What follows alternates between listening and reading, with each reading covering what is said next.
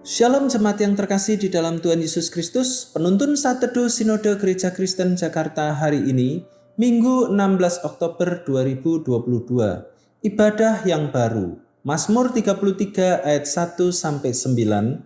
Bersorak-sorailah hai orang-orang benar dalam Tuhan, sebab memuji-muji itu layak bagi orang-orang jujur. Bersyukurlah kepada Tuhan dengan kecapi, bermazmurlah baginya dengan gambus 10 tali. Nyanyikanlah baginya nyanyian baru, petiklah kecapi baik-baik dengan sorak-sorai. Sebab firman Tuhan itu benar, segala sesuatu dikerjakannya dengan kesetiaan. Ia senang kepada keadilan dan hukum, bumi penuh dengan kasih setia Tuhan. Oleh firman Tuhan langit telah dijadikan, oleh nafas dari mulutnya segala tentaranya. Ia mengumpulkan air laut seperti dalam bendungan, ia menaruh samudera raya ke dalam wadah. Biarlah segenap bumi takut kepada Tuhan, biarlah semua penduduk dunia gentar terhadap Dia. Sebab Dia berfirman, maka semuanya jadi. Dia memberi perintah, maka semuanya ada. Bagaimana perasaan kita saat menerima barang yang baru, mengalami suasana yang baru, atau apapun yang baru?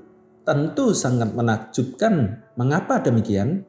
Karena kecenderungan manusia adalah mudah merasa bosan dengan barang atau suasana lama dan rutinitas yang biasa. Walaupun dalam hidup ini mayoritas adalah hal yang biasa-biasa saja, dan itu juga bukan hal yang buruk.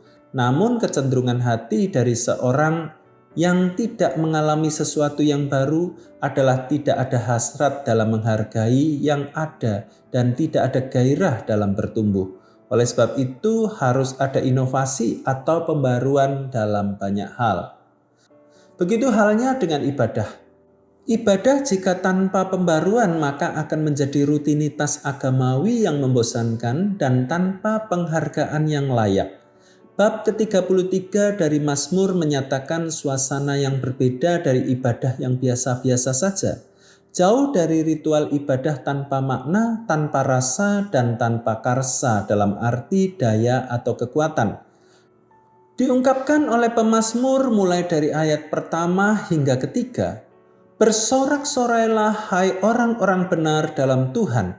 Bersyukurlah kepada Tuhan dan nyanyikanlah baginya nyanyian baru dan seterusnya.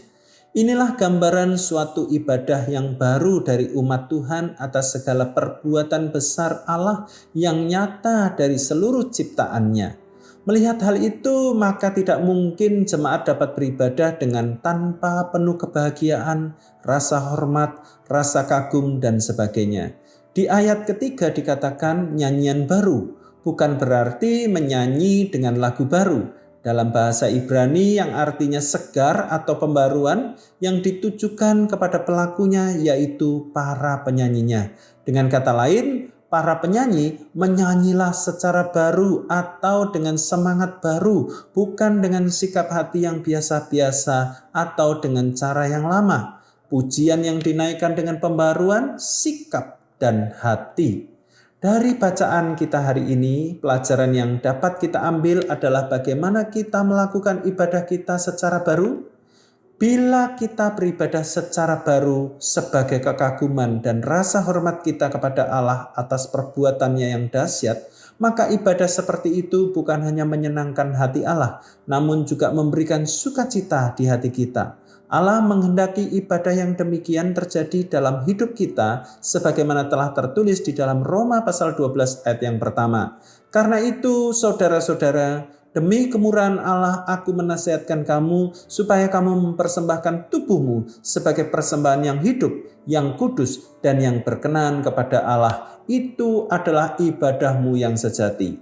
Ibadah yang baru bukan soal sensasi, namun soal hati yang memuji. Selamat beraktivitas, tetap semangat, Tuhan Yesus memberkati.